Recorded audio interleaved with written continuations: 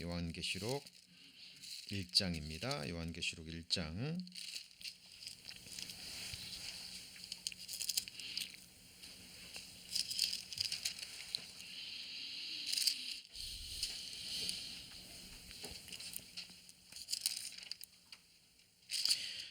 예, 1장 17절 말씀부터 제가 읽습니다. 내가 볼 때에 그 발 앞에 엎드려져 죽은 자같이 되매 그가 오른손을 내게 얹고 가라사대 두려워 말라. 나는 처음이요 나중이니 곧 산자라. 내가 전에 죽었었노라. 볼지어다 이제 세세토록 살아있어 사망과 음부의 열쇠를 가졌노니 그러므로 내 본 것과 이제 있는 일과 장차 될 일을 기록하라.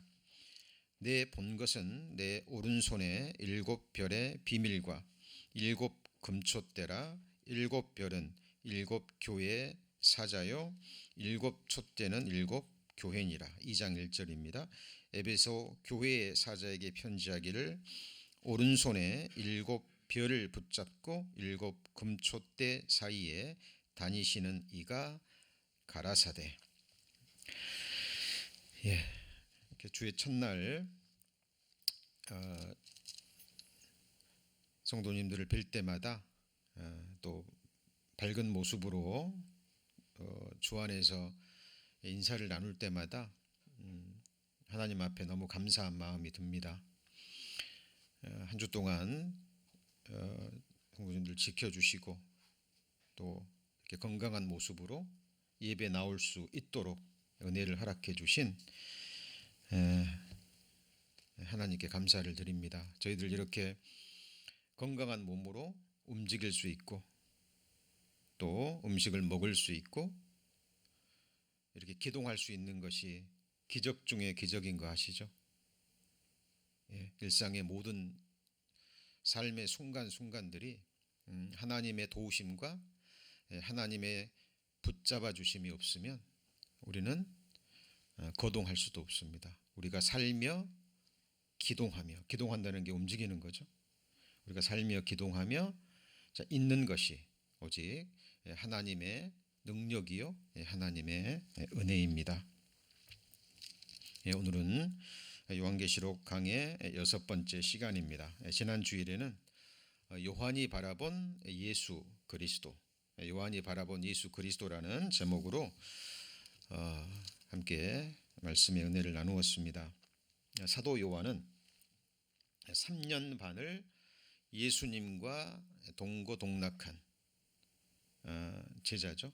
12명의 제자 중에서도 특별히 예수님의 사랑을 가장 많이 받았던 제자입니다. 복음서에 보면 사도 요한이 예수님의 품에 안겨서 떡을 먹는 장면이 나오죠. 특별히 사랑을 받았던 제자입니다. 그리고 예수님의 십자가의 죽으심, 장사되심, 그리고 3일 만에 부활하셔서 40일 동안 제자들과 함께 하셨죠.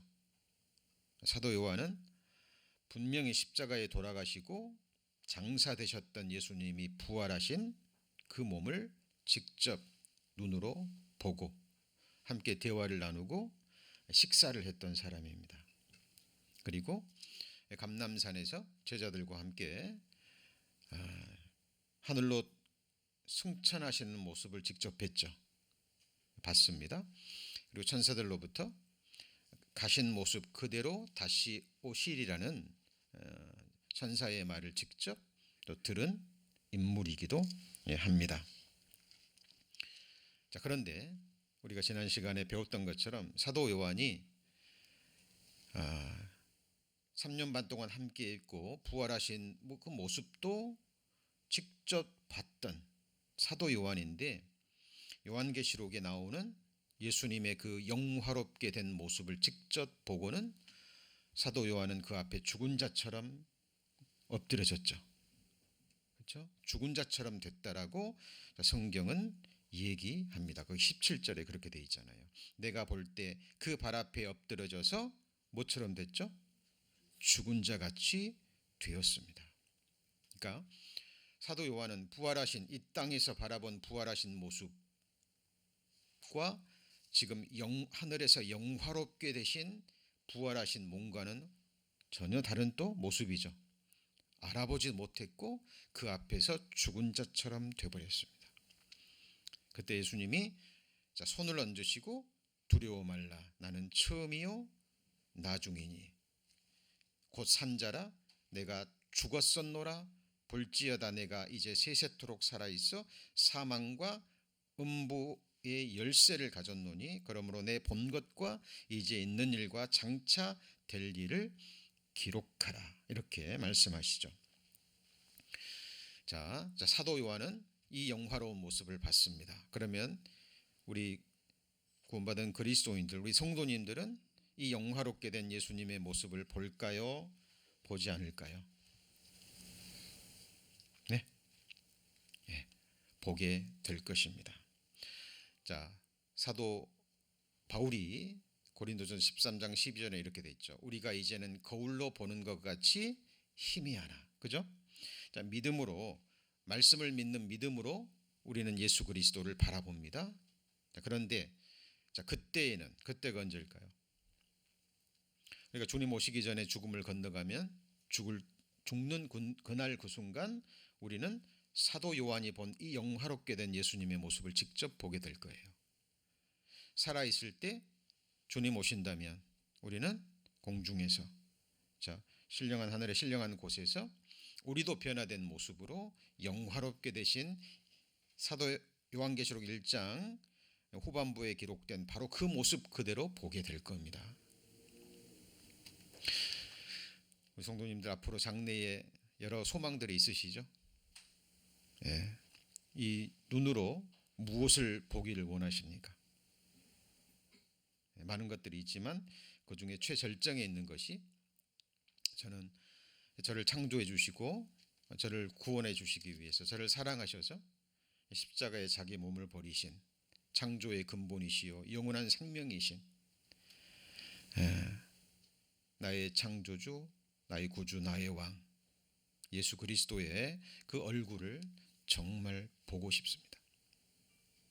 우리 성도님도 동일한 마음이시죠? 예, 정말 보고 싶습니다. 그리고 보게 될 겁니다.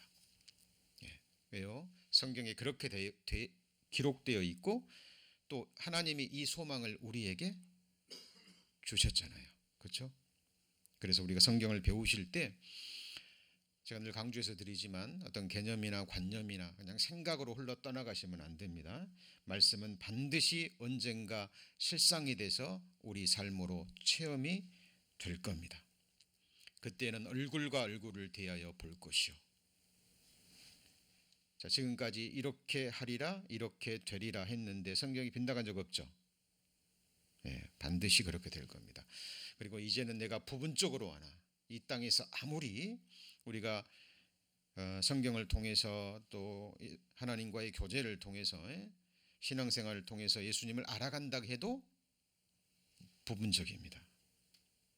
어느 누구도 이 세상에 있는 동안에는 전지전능하신 하나님을 온전히 알 수 없죠. 다만 하나님을 아는 지식에서 자라갈 뿐입니다. 그러나 그때가 되면 이제 하나님이 완전하게 계시해 주실 것이고 하나님이 나를 아신 것 같이 우리도 하나님을 온전히 알게 될 거예요. 하나님이 그 지식을 그 은혜를 우리에게 주실 겁니다. 계시록을 배워가면서 우리는 항상 우리 자신에게 믿음으로 적용하는 그 마음을 가지셔야 됩니다. 그리고 사도 요한이 죽은 자처럼 되었을 때요, 예수님이 그 손을 얹으시며 두려워 말라 했을 때 사도 요한은 얼마나 기뻤을까요? 바로 그분이 과거에 3년 반 동안 자신과 함께 있고 그 품에서 떡을 먹었고 자기 죄를 위해 죽어주시고 부활하시고 승천하신 자기의 창조주 구주라는 걸 알았을 때 사도 요한은 얼마나 기뻤을까요? 예, 우리도 그날 그 순간이 옵니다. 그 소망이 우리를 살게 하는 거죠. 자, 그리고 예수님이 말씀하십니다. 19절에 보시면 내 본 것과 이제 있는 일과 장차 될 일 세 가지가 나오죠. 자, 이제 네가 본 것, 이미 본 것은 무엇이죠? 자, 예수 그리스도의 영화로운 모습이죠. 그리고 자, 이제 있는 일, 이게 뭐냐면 이제 2장부터 3장에 기록된 7교회에 일어나는 일들입니다. 그걸 현재형으로 기록하고 있죠. 이 당시 소아시아 교회에도 이런 일들이 일어나고 있었고, 교회가 존재하는 동안에는 예수님이 공중 재림하셔서 들림 받는 그 순간까지 예수님이 피로 사신 교회가 존재하는 동안에는 요한계시록 2장과 3장에 기록된 이 일들이 일어날까요, 안 일어날까요? 일어나고 있는 거예요. 지금도 일어나고 있는 일들입니다. 그때도 있었고 교회 시대 전체를 통해서, 교회가 아직 들림받지 않았기 때문에 마지막 시대 모든 지역 교회 안에서 일어나는 일들입니다. 그리고 마지막에 뭐예요? 장차 될 일. 그죠? 주님 오시는 그날까지, 그리고 7년 환란과 함께 새하늘과 새 땅, 그리고 영원한 지옥 불못으로 나누어지는 이 역사의 끝까지 될 일을 기록하라. 그리고 기록한 것을 어떻게 하라고요? 소아시아에 있는 7교회에 편지하라, 보내라 라고 예수님이 지금 사도 요한에게 명하고 있는 모습입니다. 이 당시에 소아시아는 7개 교회만 있는 게 아니에요. 골로새 교회도 있었고 드로아 교회도 있었고 히에나폴리스 교회도 있었습니다.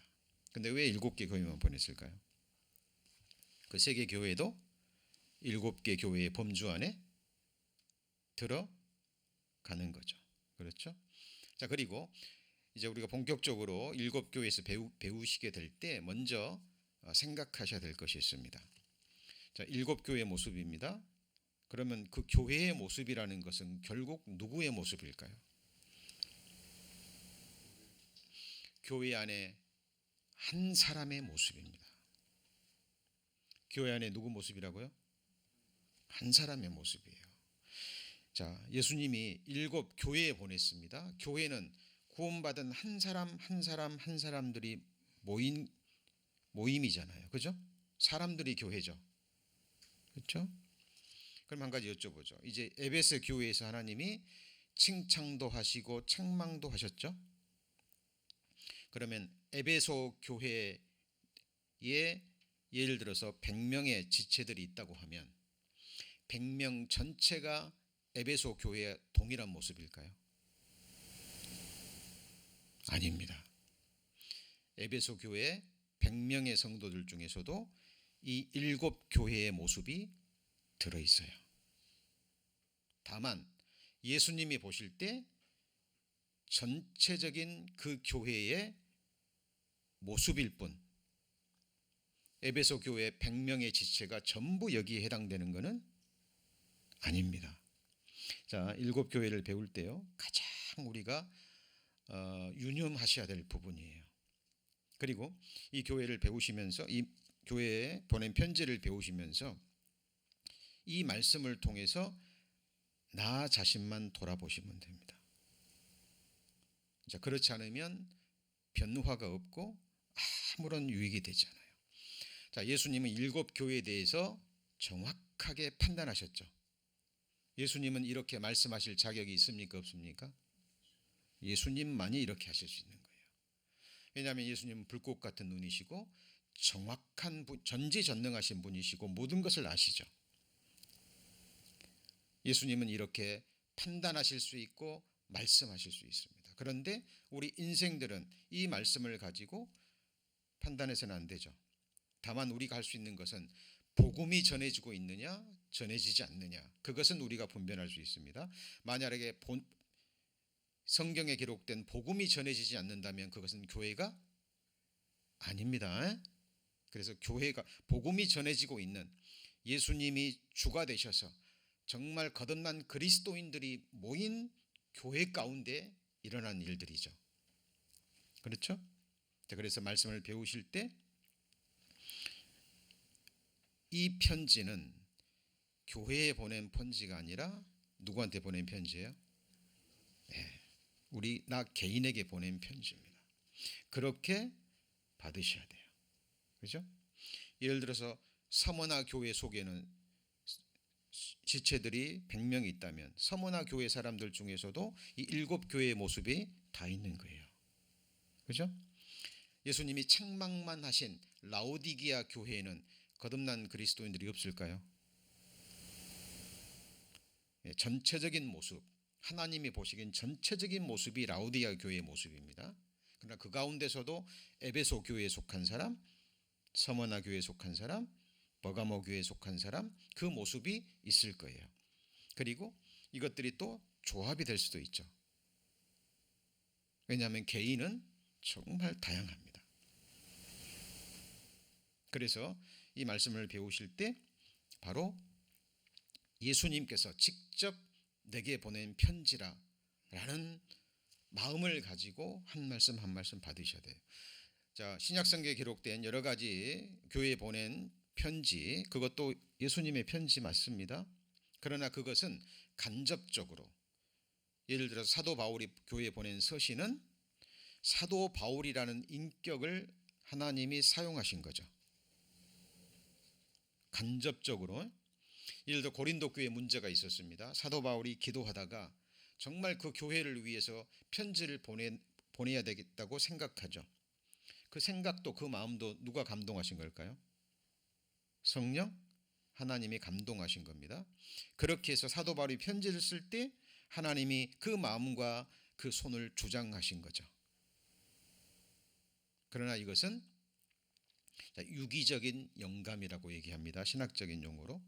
사도 바울의 인격, 사도 바울의 문체, 사도 바울의 어떤 생각들을 사용하셔서 감동으로 기록하신 거죠. 그런데 요한계시록 2장 3장은요 사도 요한이 그대로 받아쓰게 한 겁니다. 바꿔 말하면 예수님이 직접 쓰신 거예요. 요한계시록 2장 3장에 보시면 가로 성경으로 된 성경에는 전부 다 붉은색으로 되어 있을 겁니다. 확인해 보시죠. 2장 3장에 검은색 글씨체가 있는지 찾아보시죠. 자, 그냥 뭐 세로 성경이라든가 가로 성경도 그냥 검은색으로 된 것도 있어요. 그런데 어떤 성경들은 예수님이 직접 하신 말씀은 붉은색으로 되어 있죠. 그렇죠? 예. 자, 2장 3장 보시면 검정색 글씨가 보이지 않습니다.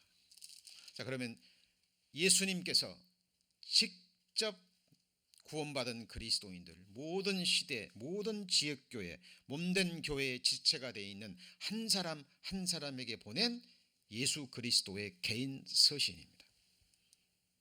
이렇게 성경을 받지 않으면, 요한계시록 읽지 않으면 유익이 없어요.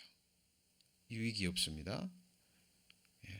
우리가 요한계시록을 배울 때 가장 중요한 부분이에요. 그리고 정확하게 나를 가장 아시는 분은 하나님이고 그 다음에 나를 아는 분은 누굴까요? 자신입니다. 맞죠? 자, 말씀드립니다. 이 말씀을 가지고 어떤 교회는 이 교회에 속하고 어떤 형제는 그러면 안 돼요. 그러면 그 사람이 하나님의 위치에 올라가는 가장 큰 교만죄를 범하게 되는 겁니다. 이 말씀을 가지고 나를 돌아보시고, 예를 들어서 에베소 교회에 칭찬도 하셨지만 책망도 하셨죠. 그 책망이 뭐예요? 첫사랑을 버렸느니라. 정말 이 말씀이 찔림이 된다면, 자, 에베소 교회는 이 당시에 막 초대교회니까 얼마나 많은 문제가 일어났겠어요. 특히 이단적인 교리들, 거짓 교사들 일어나서 성도들을 괴롭히고 유혹할 때 그 사도들과 감독자들은요 얼마나 긴장했을까요?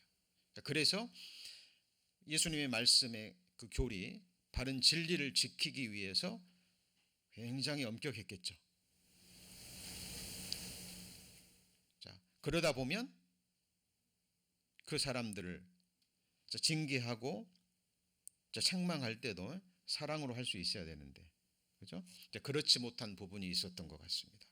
그래서 에베소 교회에서는 책망을 하실 때 칭찬하셨지만 뭐라고 얘기했어요? 네가 첫사랑을 버렸노라. 구원받은 그리스도인들의 모든 동기는 사랑이어야 됩니다. 그렇죠? 자, 그럼 이 책망을 누가 받아야 되는 거예요? 내가. 이 말씀을 가지고 어떤 교회는 사랑이 없고 누구는 사랑이 없고, 그러면 그분은 예수님의 위치에 올라서는 거예요. 자, 우리가 성경을 배울 때 요한계시록 특히 이제 교회에 보낸 편지를 읽으실 때 그렇게 받으셔야 됩니다. 그런데 특히 이제 교회사를 보잖아요. 그러면 이 요한계시록을 가지고 잘못된 목회자들, 잘못된 교사들, 이런 사람들이 이 어그러진 말을 해서 자기를 쫓게 하려고 다른 교리들을 만들어내서 이단들이 가장 많이 사용하는 성경이 바로 뭐죠? 요한계시록입니다. 그런데 왜 많은 사람들이 이 요한계시록 그 이단들에게 넘어갈까요? 자, 정통교회라고 하는 교회들에서요, 이 요한계시록을 잘 말씀하지 않습니다. 이단들이 사용한다는 이유로, 그리고 어렵다는 이유로, 해석을 잘못하면 큰일 난다는 이유로. 그러나 그는 결코 핑계가 되지 않습니다. 요한계시록은 열어서 펼쳐진 책이에요. 맞죠? 덮여지면 돼야 안 돼요? 교회에 보내진 편지니까 교회에서 선포가 돼야 되죠. 그렇죠?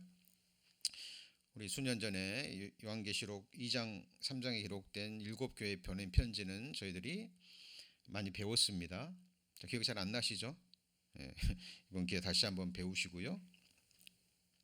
자, 그러나 이것은 정말 예수님이 교회에 보낸 편지이기 때문에 어떤 성경보다도 우리가 많이 읽고 또 받아야 될 부분입니다. 그런데 어때요? 실상을 보면 가장 읽혀지지 않는 잊혀진 편지가 되어버렸습니다. 그리고 읽고 선포돼도 어그러진 말로 잘못된 말씀들이 선포되는 시대에 우리는 살고 있는 거예요. 그래서 우리는 요한계시록을 배울 때 정말 기도하는 마음으로 배우셔야 되고, 그리고 하나님께 성령 하나님의 도우심을 구하고 그리고 목적이 다른 것이 아니라 정말 예수님이 내게 직접 보내신 편지로 칭찬받는 내용의 내 모습이 있다면 정말 하나님께 감사드려야 되겠죠. 그렇죠? 그리고 더욱더 겸손한 모습으로 그 모습이 유지되고 더 칭찬받는 모습으로, 하나님을 기쁘시게 하는 모습으로 더 변화되어야 되겠고, 정말 책망받는 말씀이 있다면 그 책망을 받고 회개해야 되겠죠. 그렇죠? 그런 마음으로 이 말씀을 받으셔야 유익이 있고, 그럴 때 교회가 하나님의 기뻐하시는 모습으로 변화가 됩니다. 항상 생각하셔야 돼요. 자, 나만 변하면 됩니다. 사람은 결코 사람을 변화시킬 수 없다는 거 아시죠? 그렇죠? 강요해서도 안 되고 강압해서도 안 되고, 우리 인간의 심령을 변화시키고 삶을 변화시키는 것은 하나님과 하나님의 말씀 밖에 없어요. 다만 우리는 선한 영향력은 끼칠 수 있습니다. 이걸 성경에서 본이라고 얘기를 해요. 본. 그래서 사람을 막 가르치는 것이 아니라 말씀으로 정말 자기가 책망을 받고 자기가 변화되고 그 모습이 성도들에게 드러날 때 감동이 되는 거예요. 그리고 선한 영향력을 끼치고 본을 끼치는 겁니다. 그것이 우리가 할 수 있는 일의 답니다. 많은 목회자들이, 또 많은 교회 지도자들이 하는 사람들이요, 그 부분에서 어그러져 버립니다. 일시 동안 어떤 한 사람의 개인의 능력과 어떤 카리스마로 눈에 보이는 역사가 보일 것 같지만, 그죠? 그 한 사람이 지나가고 나면 아무것도 남지 않습니다. 여러분, 한 사람이요, 그 한 사람이 24시간을 함께 할 수 있나요? 그렇죠? 사람의 마음의 깊은 속까지 다 볼 수 있나요? 그건 하나님만이 하실 수 있습니다. 오직 하나님의 말씀만이 우리의 혼과 영과 골수를 쪼개고 우리 마음의 모든 생각을 드러냅니다. 우리의 모든 만물이 하나님 앞에 벌거벗은 것처럼 드러나잖아요. 그렇죠? 그래서 이 요한계시록 예수님이 직접 보내신 편지를 통해서 정말 성령 하나님께서 우리의 영과 혼과 골수를 쪼개는, 그래서 우리 자신이 예수님 앞에 그대로 드러나고 정말 칭찬받을 것은 칭찬받고 책망받을 것은 책망받는 저희들이 되기를 바랍니다. 자칫 잘못하면 이것이 지식적으로 끝나버리고 그냥 성경을 머리로 아는 것으로 끝나버리면 우리에게 아무런 유익이 없다라는 사실입니다.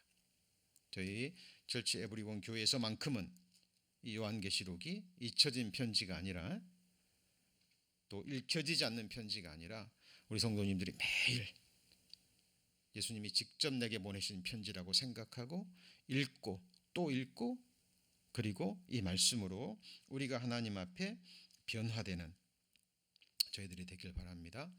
여러분, 하나님 앞에 가서 단체상 있을까요, 없을까요?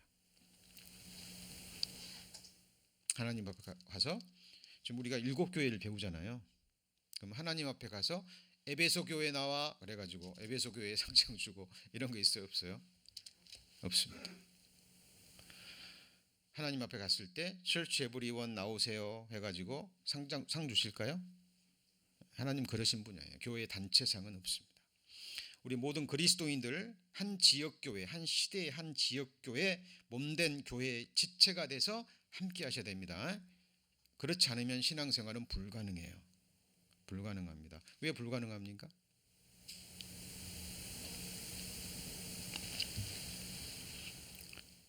성경은 다 관계 속에서 이루어져요. 그죠? 사랑을 실천하려면 사랑하는 뭐가 있어야 돼요? 대상이 있어야 돼요. 사랑은 오래 참고 모든 것을 견딥니다. 근데 교회 안에 한 지체가 돼서 지체들과 함께 삶을 나누지 않으면 오래 참을 대상이 있어요, 없어요? 네? 기쁨으로 모든 것을 견디게 하는 그 삶을 체험할 수 있는 터전 자체가 사라져 버리는 겁니다. 그렇죠? 그래서 몸된 교회 한 지체가 돼서 그곳에 복음이 전해지는 곳이고 바른 말씀이 선포되는 곳이라면, 그죠? 한 지체가 돼서 거기서 마음과 삶을 나누셔야 돼요. 그리고 주님 앞에 가면 각각입니다. 왜냐하면 에베소 교회에서도 칭찬받는 교회, 서머나 교회, 빌라델피아 교회 같은 성도들이 있을까요, 없을까요? 있습니다. 단체상은 말이 안 되는 거예요. 상을 받을 때 각 사람에게, 부부가 열심히 하나님을 섬겼습니다. 그 상도 없어요. 그 상도 없습니다. 남편 따로, 그리고요 아내 따로. 왜? 하나님은 공의로우신 하나님이기 때문에 각 사람에게 일한 대로 갚아 주시는 분입니다.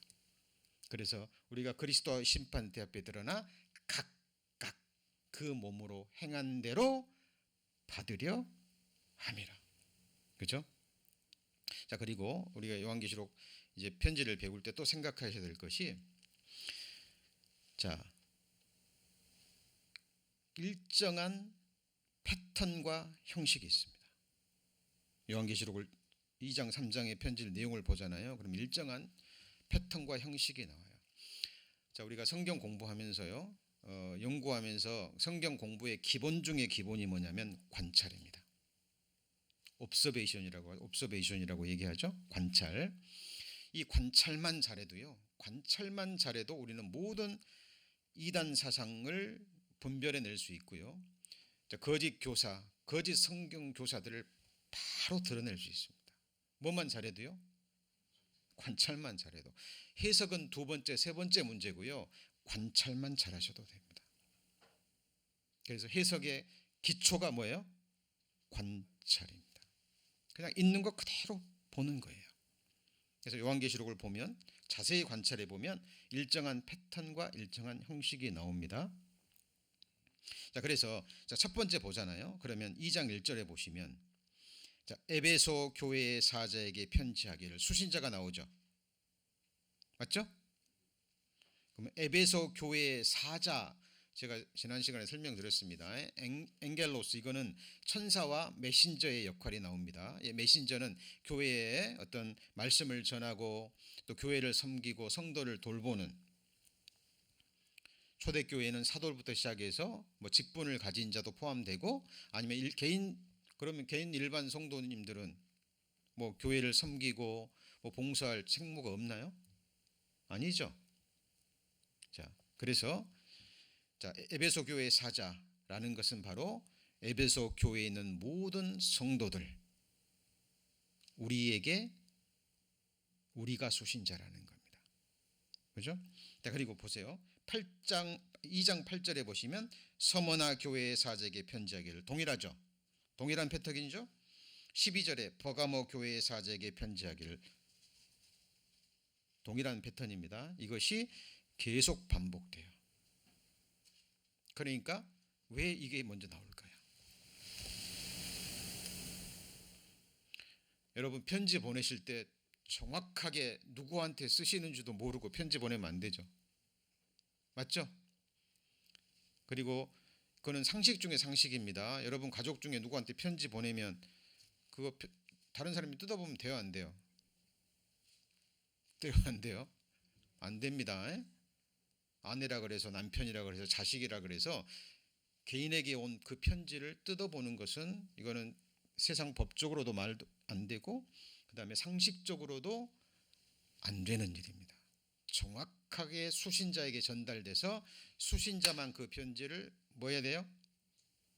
오픈할 수 있는 거예요. 여러분이 여기서부터 하나님 앞에 패스가 되지 않으면 읽혀지지 않아요. 감동도 되지 않고 은혜도 되지 않습니다. 자, 여러분, 에베소 교회 사자에게 편지하기를, 이 말씀이 어떻게 읽히십니까? 지금 마지막 시대 교회 중에 한 교회인 철치 에브리원의 한 지체가 되는 나에게 편지하기를. 여러분, 이렇게 읽혀지십니까? 네, 그래야만 그 다음을 읽으실 수 있습니다. 자, 그리고 그 다음에 나오는 게 뭐죠? 이 편지를 보내신 분이 누구냐는 거예요. 여러분, 개인 편지를 받았어요. 가장 먼저 확인하는 게 뭐예요?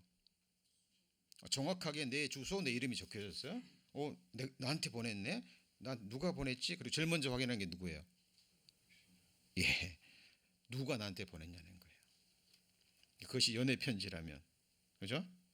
내가 정말 사모하고 마음으로 좋아하던 그 사람에게 보낸 편지라면 가슴이 두근두근 하겠죠. 그러지 않겠습니까? 여러분, 나를 창조하신 하나님, 영원전에 나를 품으시고 나를 존재케 하신 분, 나를 구원해 주시기 위해서 그 거룩한 몸으로 나의 모든 죄를 담당하시고 피 흘려 죽어주시는 분, 나보다 더 나를 아시고 나보다 더 나를 사랑하시는 분, 지금도 내 심장을 뛰게 하시고 내 호흡을 주시는 분,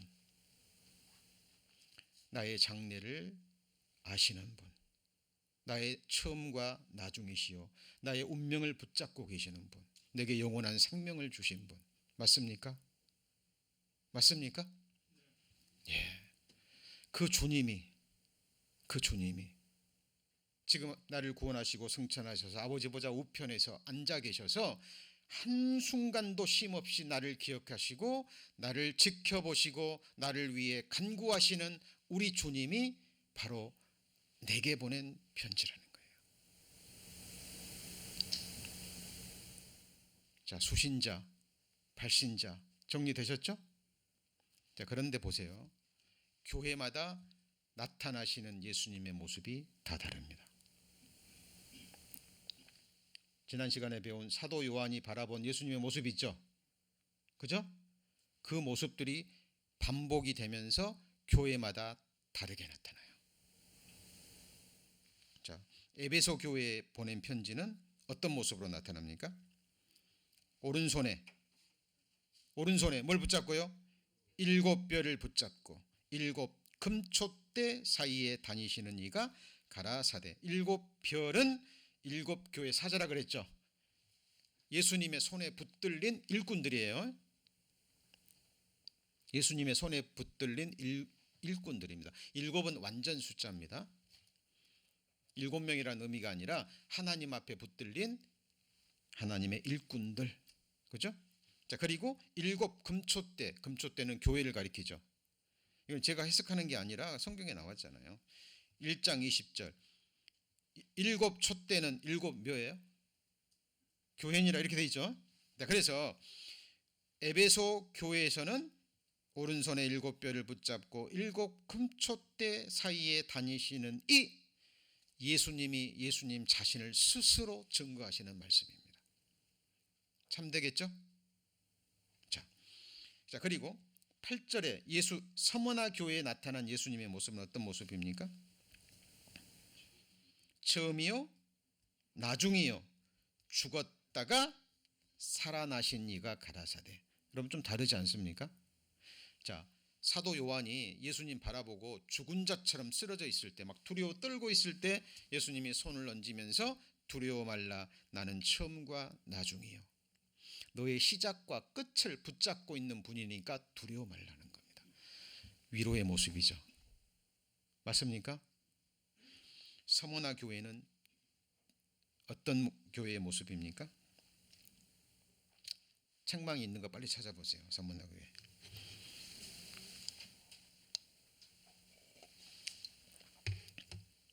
책망 나옵니까? 안 나오죠. 지금 극한 핍박 중에 있는 거예요.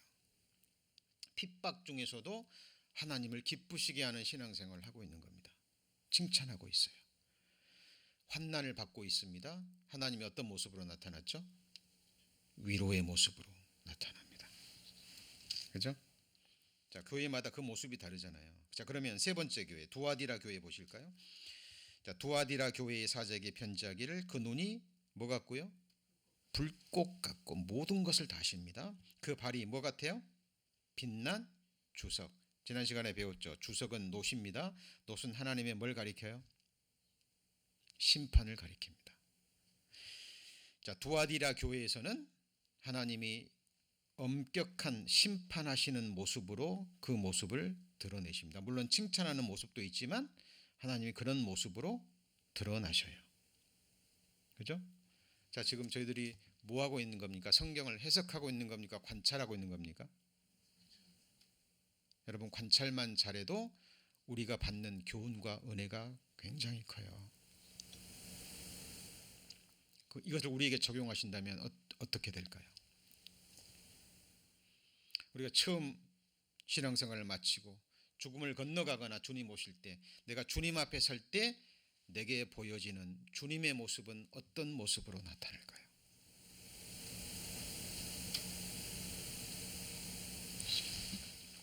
네, 여러분 그것을 생각하시면서 이 말씀을 받으셔야 됩니다. 자, 그리고 자, 3장 1절 무슨 교회죠? 4대 교회. 여기 하나님의 일곱 영과, 자, 성령을 가리키죠. 자, 일곱 별을 가진 이가 가라사대 이렇게 나타나죠. 자, 3장 7절 빌라델비아 교회에서는 교회 사제에게 편지하기를 거룩하고 진실하사 뭘 가지고요? 다윗의 열쇠를 가지시니 열면 닫을 사람이 없고 닫으면 열 사람이 없는 그 이가 가라사대. 자, 그런데 라오디게아 교회에 보낸 편지 한번 볼까요? 라오디게아 교회의 사제에게 편지하기를 아멘이시요. 그다음 뭐라 그랬죠? 충성되고 참된 증인이시요 하나님의 창조의 근본이신 이가 가라사대. 라오디게아 교회는 책망만 받는 교회인데 책망이 안 나온 것 같죠? 자, 우리가 여기서 조금 일곱 교회의 전반적인 모습을 한번 살펴보고자 합니다. 에베소 교회는 교회사 쪽으로 보면 이게 기가 막힌 게요. 이 순서대로 교회사 초대교회부터 마지막 교회 시대까지 정확하게 그 모습들이 일치해서 드러나요. 이거는 그리스도인들이 정말 거듭난 그리스도인 학자들이요, 이거를 막 끼워 맞추려고 한 게 아니라 모든 그리스도인이라면 그 교회사를 공부해 보면 아멘이 되는 부분입니다. 여러 이단으로부터 순전한 믿음을 지키기 위해서 힘쓰다가 뭘 잃어버렸어요? 처음 사랑을 잃어버렸다고 책망을 받은 교회입니다. 칭찬도 받았죠. 지금 전반적인 것을 지금 훑어보는 겁니다. 서머나 교회는 기독교 핍박 시대입니다. 로마 황제 네로로부터 시작된 극한 환난 가운데서도 뭘 지켰어요? 순전한 핍박을 지킨 핍박 시대에 나타난 교회입니다. 버가모 교회는 야합 시대라고 불립니다. AD 313년에 콘스탄틴 대제가 기독교를 국교로 선포해왔습니다. 그러니까 교회와 국가 간의 야합으로 인해 이제 타락이 시작되는 그 시대예요. 권세자가 이제 기독교를 믿으면 거기에 아부하는 사람들이, 그죠? 항상 있죠, 그런 사람들. 그죠? 그런 사람들이 마음으로 믿지도 않으면서 세상적인 유익을 위해서 이 황제에게 잘 보이기 위해서 기독교로 개종하고 들어오는 막 그 시대입니다. 여기 보면 발람의 교훈, 니골라당의 교훈이 이 시대에 있었다고 성경은 이야기합니다. 이건 이제 버가모 교회에 가서 배울 때 자세히 배울 겁니다. 이미 또 우리 배웠었죠. 또 기억이 또 가물가물하시죠. 여기 보시면 여호와의 말씀에 내가 내 얼굴을 숨겨 그들에게 보이지 않고 그들의 뭘 본다고요? 그들의 종말에 어떠함을 보리니 그들은 심히 패역한 종류 무신한 자녀이로다. 이것이 계속 제가 일부러 또 오늘 띄워드립니다. 왜냐하면 우리 모든 그리스도인들이 교회 안에서 한 지체로 살면서 항상 바라봐야 될 것이 나의 마지막이거든요. 성경에 의인의 종말, 그리고 뭐가 나와요? 악인의 종말. 그 모습이 나옵니다. 지금 예수님께서 교회를 지금 이 시대에 정확하게 판단하시고 기록하신 거잖아요. 그렇죠? 그런데 이제 계속 또 관찰을 해보면 이 교회들에게 하나님이 아직 기회를 주십니다. 이게 무슨 말이냐면 칭찬을 하시고 책망하시죠. 책망하시고 너 이런 모습이니까 너 이제 내가 이렇게 심판할 거야, 이게 아니에요. 또 공통된 패턴 중에 하나가 회개하라입니다. 회개하라라는 말은 뭘 주시는 거예요? 기회를 주시는 겁니다. 가장 중요한 거예요. 그래서 우리가 일곱 교회 배우면서 이 책망을 받고 찔림을 받고 우리가 뭐 해야 될까요? 회개해야 됩니다. 그럼 회개하면 주어지는 축복. 그런데 회개하지 않으면 하나님이 이렇게 하겠다라는 심판의 내용도 나와 있어요. 그것이 종말입니다. 그러니까 구원받은 그리스도인의 종말도 다 다른 거 아시죠? 그죠? 어떤 사람은 10고울 권세를 받고 어떤 사람은 5고울의 권세를 받고 어떤 사람은요 불 가운데 구원을 받습니다. 주께서 너희를 책망할 것이 없는 자로 끝까지 경고케 하시리라. 그러려면 교제 가운데 거하셔야 됩니다. 그죠? 너희를 불러 우리 주 예수 그리스도 주로 더불어 교제케 하시는 하나님은 미쁘시도다.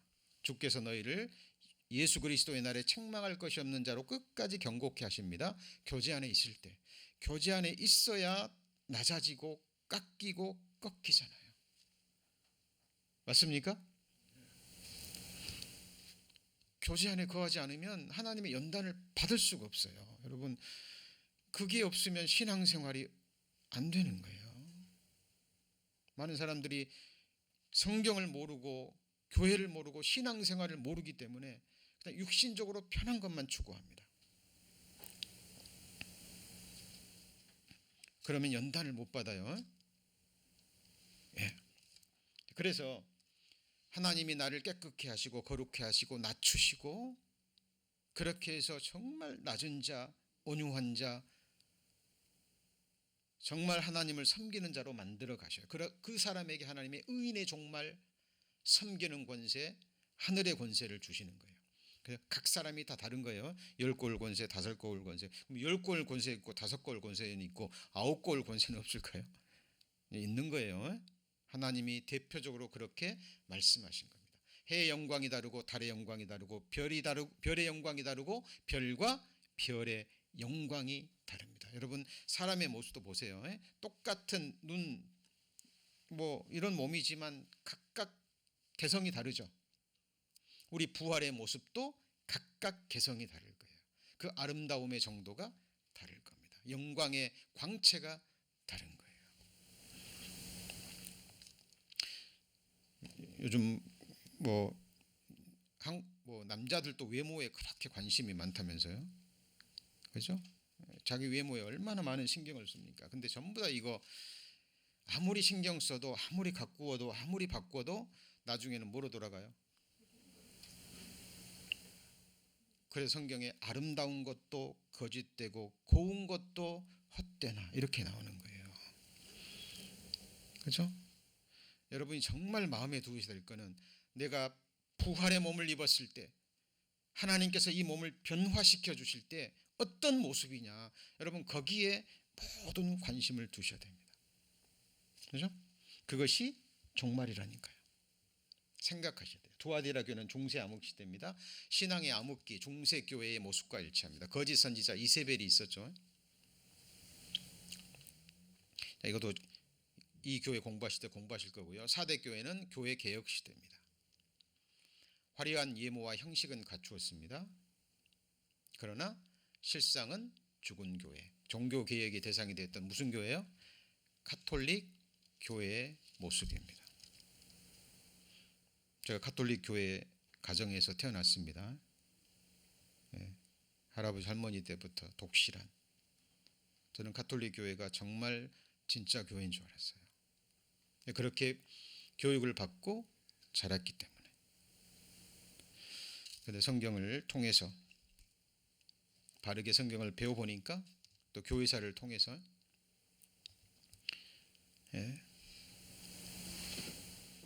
보니까 정말 타락된 교회예요. 그렇죠? 복음이 가리워지던 시대였습니다. 그래서 극소수 그리스도인들 몇 명에 의해서 이 불씨가 일어났죠. 그죠? 자, 그래서 종교 개혁이 이루어졌고요. 자, 선교 시대 1750년대부터 1900년대까지 종교 개혁 이후에 복음이 온 세상에 힘있게 선포되었던 대부흥 시대 교회의 모습입니다. 그리고 마지막 시대 교회는 뭐예요? 라오디게아 교회. 여러분 이걸 다 기억하실 필요는 없어요. 다만 들으시는 가운데 전체적인 흐름과 큰 그림만 그려지시면 됩니다. 자, 라오디게아 교회는 현대 교회입니다. 1900년대부터 교회의 들림까지. 자, 그런데 자, 이 라오디게아 교회의 모습이요. 라오스가 백성이라는 뜻이고 디케가 다스린다라는 의미입니다. 사람들에 의해 사람들을 위해 세워진 사람들이 다스리는 교회입니다. 자, 그 마지막 시대의 교회의 모습은 바로 이 모습이라는 거예요. 하나님이 보시는 전체적인 교회의 모습입니다. 자, 개역 한글에는 라오디게아 교회 이렇게 나와 있습니다만은 킹 제임스 성경도 마찬가지고 원래의 의미는 다른 교회는 다 그냥 서머나 교회, 빌라델피아 교회 이렇게 나오거든요. 근데 이 라오디게아 교회만 뭐라고 나옵니까? 라오디게아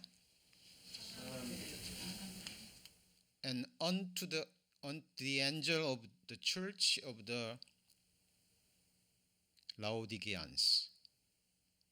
그러니까 이 말을 직접 직역하면 라오디게아의 뭐예요? 사람들의 교회입니다. 여러분 교회는 누구 교회예요? 하나님의 예수님의 교회입니다. 예수님이 피로 사시고 예수님이 반석이 되시고 예수님이 세우시는 교회예요. 맞죠? 진짜 주인은 예수 그리스도고, 맞죠? 우리는 진짜 주인은 예수 그리스도의 뜻을 따라 거하고 살아가는 그의 자녀들이고, 맞죠? 자, 그래서 잘 보세요. 제가 왜 이걸 보여드리냐면 라오디게아 교회의 모습은 예수님이 나타난 교회는 아주 근본적인 것이 나옵니다. 이것도 잘 모르는 교회라 그 말이에요. 자, 보세요. 거기 14절 라오디게아 교회의 사제에게 편지하기를. 자, 원어적인 의미로 킹제임스 성경 하게 되면 라오디게아 사람들의 교회에 편지하기를. 그죠? 자, 충성되고 참된 증인이시요. 그러니까 예수님이야말로 참된 증인이시고 충성되고 참된 증인이신데 라오디게아 사람들은 이 사실도 잘 모르는 사람들입니다. 하나님의 창조의 뭐죠? 근본이시니가. 그래서 예수 그리스도의 가장 기본적인 부분들이 언급이 돼요. 자, 그리고 라오디게아 교회 예수님은 지금 어디 계십니까? 잘 보세요. 끝부분에.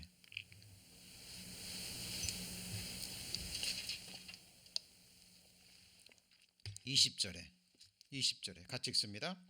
볼지어다 내가 문 밖에 서서 두드리노니 누구든지 내 음성을 듣고 문을 열면 내가 그에게로 들어가 그로 더불어 먹고 그는 나로 더불어 먹으리라. 예수님이 문 안에 있어요? 문 밖에 있어요?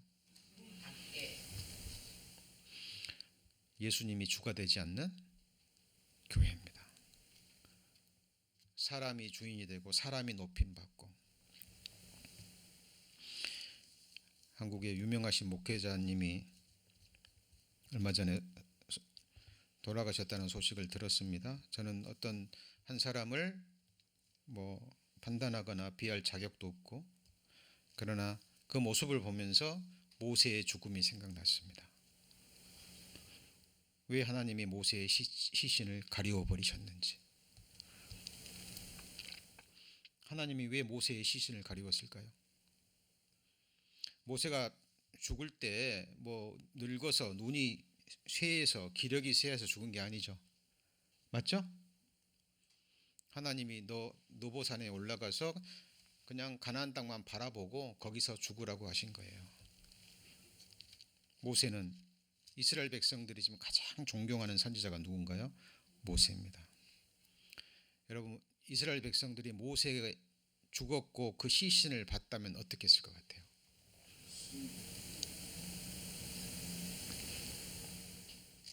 여러분, 노뱀도 섬겨버리는 이스라엘 백성들이에요. 뭘 섬겨요? 노뱀도. 하나님 말씀에 노뱀을 쳐다본 즉 살리라. 말씀의 능력이 있는 건데, 노뱀 바라봤더니 진짜 살았네? 뭐가 능력이 있는 거예요? 노뱀의 능력이 있네. 이 노뱀을 없애지도 않고 히스기야 왕이 이럴 때까지 계속 우상으로 섬겨버립니다.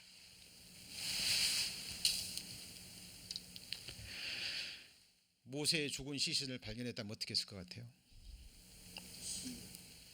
모세는 또 이스라엘 백성의 신이 되고 우상이 될 수 있는 거예요. 이스라엘 백성들을 하나님이 너무 잘 아십니다. 누보산의 깊숙한 곳에 숨겨버리십니다. 혼자 쓸쓸히 죽어갔어요. 그 위대한 모세가. 여러분, 지난 시간에 말씀드렸죠. 심내 요한 모든 선지자 중에 가장 뛰어난 선지자입니다. 예수님이 직접 증언하셨죠. 그 위대한 선지자 스스로 뭐라고 얘기했죠? 그는 흥하여야 되겠고 나는 쇠하여야 하리라. 시간이 흐를수록 쇠하여 가야 됩니다, 여러분. 그게 성경적인 거예요. 사도 요한은 예수님을 가리키는 손가락이었고 그 역할 다 끝냈죠. 그죠? 때가 되니까 목 잘려 죽은 거예요.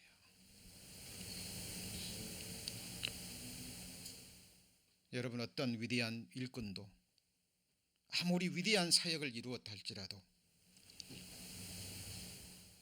영광은 오직 누구에게만요? 하나님께만. 그 인간적인 슬픔은 이해할 수 있습니다. 그러나 어떤 경우에도 그 사람이 살았건 죽었건 우리 가운데 높이를 받으실 분은 오직 누구죠? 예수 그리스도입니다. 라오디게아 교회는 하나님의 교회가 아니라 라오디게아 사람들의 교회, 예수님은 문 밖에 있는 거예요. 내가 참된 증인이다. 내가 참된 그 증인이다. 내가 창조의 근본이신 이다가 나다. 문 좀 열어다오. 예수님이 들어가고 싶다는 거예요.